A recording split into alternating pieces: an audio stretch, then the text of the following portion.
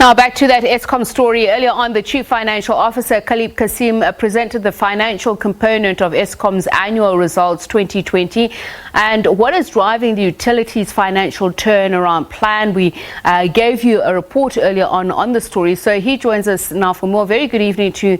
Thank you so much for speaking to us. So let's get straight to those figures. Eskom posted a full loss of 20.5 billion rand in the 2020 financial year alone. What were the main reasons for the loss of revenue? Good evening, Speaker, and your listeners.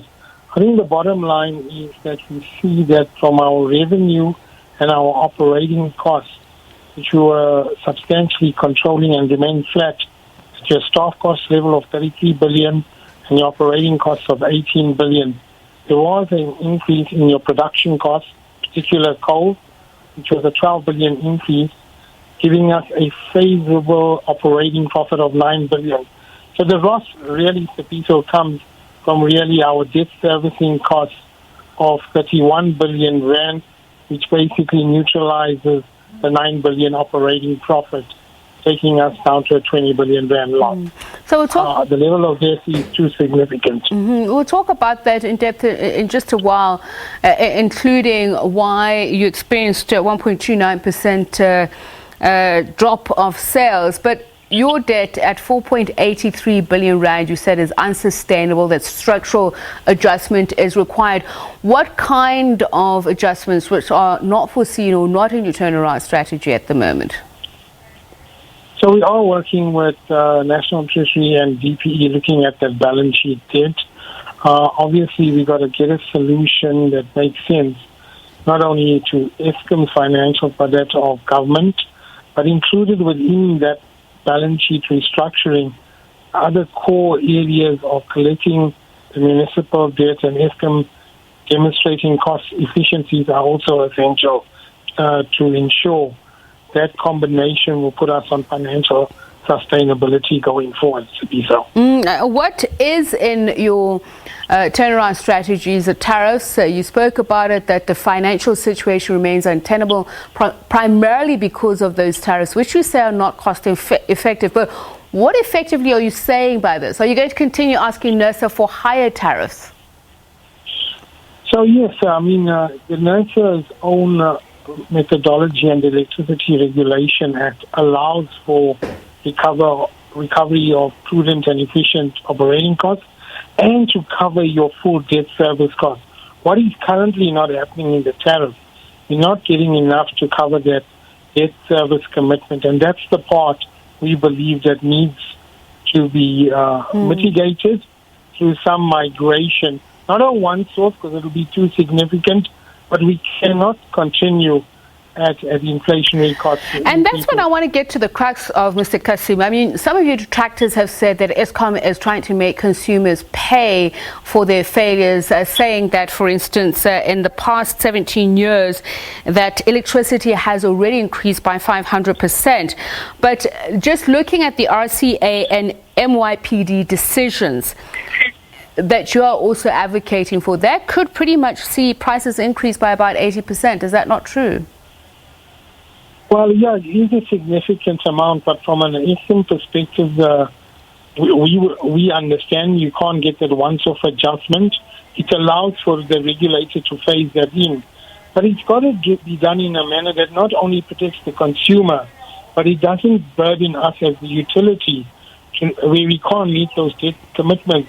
Effectively, then what happens, that shortfall and gap, we have no other alternative option but to approach the shareholder, being government, to assist in meeting those commitments. And we know what that has meant in terms of the 49 billion support last year and the 56 billion support for this financial year. And you have said that Eskom remains a going concern because of that government support, but you also mentioned that you got a qualified audit opinion due to irregular expenditure.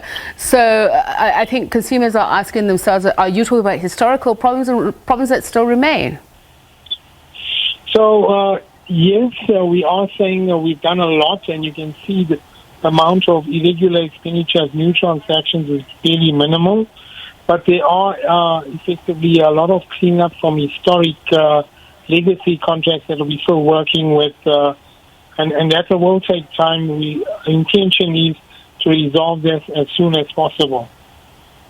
Okay, so it goes to the point that I was making, that critics are saying you are going to increase tariffs, make consumers pay more for problems that you can't solve yourself. But something that you said you've made headway on is Soweto payment levels. You say they've gone up, but we've also seen that electricity was cut off to households in Pretoria just on Thursday.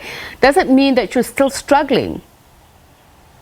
So I think what happens in terms of payment arrangements, because arrangements are not adhered to, and also we find with the level of density increases, within to protect our national grid, we do reduce the load in certain areas. I mean, just but go ahead, finish the train of thought, please.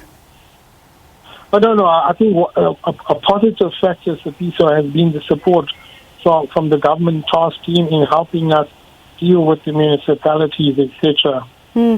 I mean, we have spoken on many occasions to residents of illegal, or rather of informal settlements who have complained about the fact that all they really want is meters.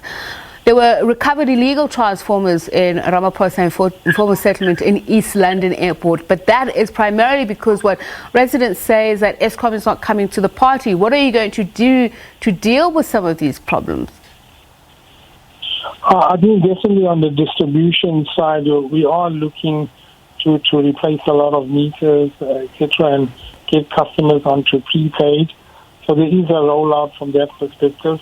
But also understanding, as we disclose in the financials, in terms of theft and vandalism, we're losing about 2 billion rand per annum. All right. Thank you so much for speaking to us. Eskom Chief Financial Officer Calib Cassim speaking to us there.